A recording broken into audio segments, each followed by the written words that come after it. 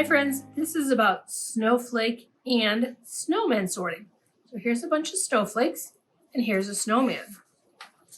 So snowflakes, snowmen.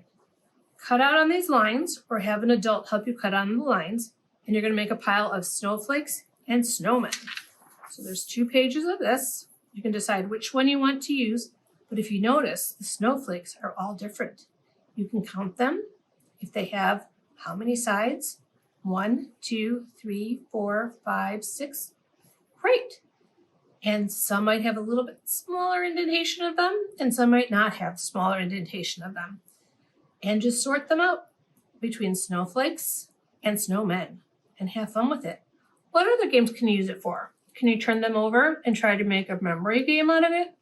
Snowflake, snowman, or find one snowflake and one snowman. What else can you do with it?